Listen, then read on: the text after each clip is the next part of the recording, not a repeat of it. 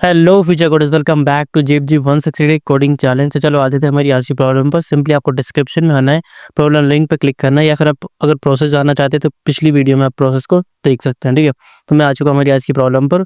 और हमारी आज की प्रॉब्लम देख, टोटल कितनी प्रॉब्लम आ चुकी है हमारे पास में? टोटल 6 प्रॉब्लम आ चुकी है हमारी ट्रीज के लिए। एंड आज की हमारी प्रॉब्लम है इन ऑर्डर ट्रावर्सल। जैसे कि हमने कल बात की थी एक्चुअल में इन ऑर्डर ट्रावर्सल क्या होता है, प्री ऑर्डर ट्रावर्सल क्या होता है, पोस्ट ऑर्डर ट्रावर्सल क्या होता है, तो उसी के रिलेटेड हमारे पास एक क्वेश्चन आया है। सो डे 85 पे मैंने क्लिक कर लिया, देन हमारी इन ऑर्डर वाली प्रॉब्लम पे हम आ चुके हैं।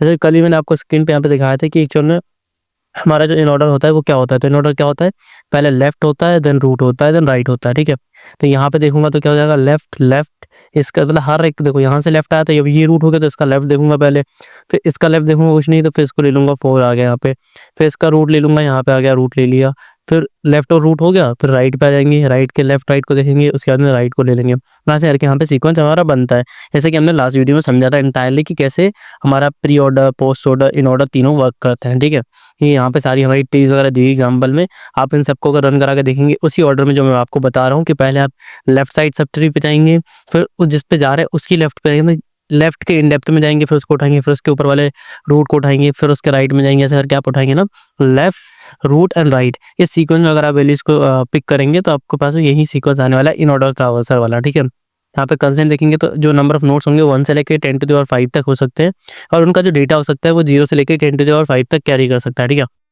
यहाँ पे टॉपिक टेक में 30 एंड डेटा से हमको दिया हुआ है।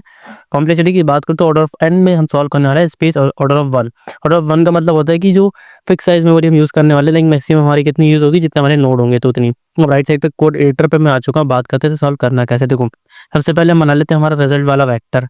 रिजल्ट वाला वैक्टर, ठीक है, क्या नाम रख लेते हैं उसका, रिजल्ट नाम रख लेते हैं। अब ये बन गया, उसके बाद में हमें क्या करना है, सिंपल एक फंक्शन कॉल करूंगा मैं, रिजल्ट प्रोसेस में एक फंक्शन बना लूंगा, उसे मैं कॉल करूंगा। इसके अंदर मैं क्या करूंगा, रूट को पास करूंगा, कॉमा हमारे रिजल्ट को पास कर दूंगा। ठीक है, फिर उसके अंदर सेमीकोलन लगा, यहाँ से रिटर्न कर दूंगा हमारे रिजल्ट को। ठीक है, रिजल्ट को रिटर्न कर दिया। अब ऊपर आता है फंक्शन बनाते हैं, फंक्शन करेगा कैसे, क्या काम, मतलब हमने देखा रिटर्न टाइप तो कोई दे नहीं रहा, मतलब रिटर्न कोई दे नहीं रहा, तो वॉइड टाइप का आएगा, वो नाम क्या रहेगा उसका, रिजल्ट प्रोसेस, जो हमने नीचे रखा है। देन उसके बाद हमें यहाँ पे क्या करना है, पहला नोड लेंगे उसमें, नोड स्टार रूट। ठीक है, उसके बाद में हमारा वेक्टर आ रहा होगा, वेक्टर इंट। ठीक है, नाम क्या रखा हमने उसका, रिजल्ट। तो उसका एड्रेस यहाँ पे हम ले रहे होंगे क्योंकि हम कुछ रिटर्न नहीं करने वाले, तो यहीं से उसमें वैल्यूज फिल कर देंगे। अब पहली बात हमें क्या करनी है, पहले हमें चेक करना है कि हमारा जो रूट है, ठीक है, रूट अगर नल होता है हमारा, ठीक है, तो यहाँ से रिटर्न कर दूंगा मैं, क्या रिटर्न कर दूंगा सिर्फ, क्योंकि वही टाइप का तो रिटर्न कुछ होगा नहीं।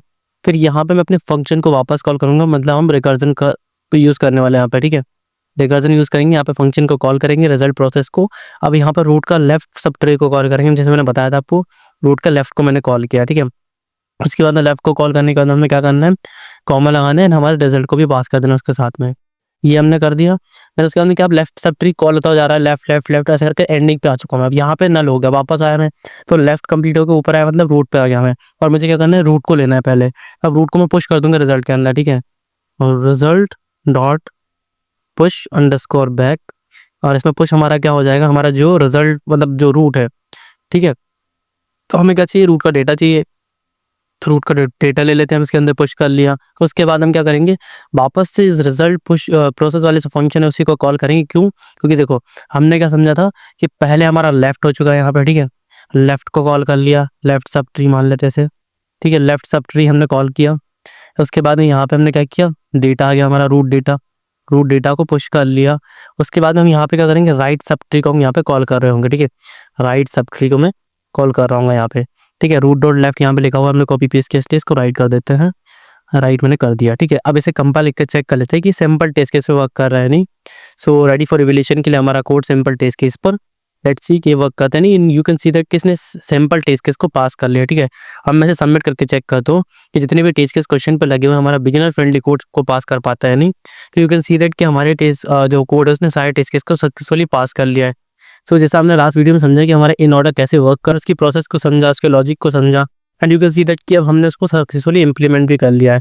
So thanks for watching this particular video. We will meet in the next video and solve the next problem of GFG 168 coding challenge. Thanks for watching.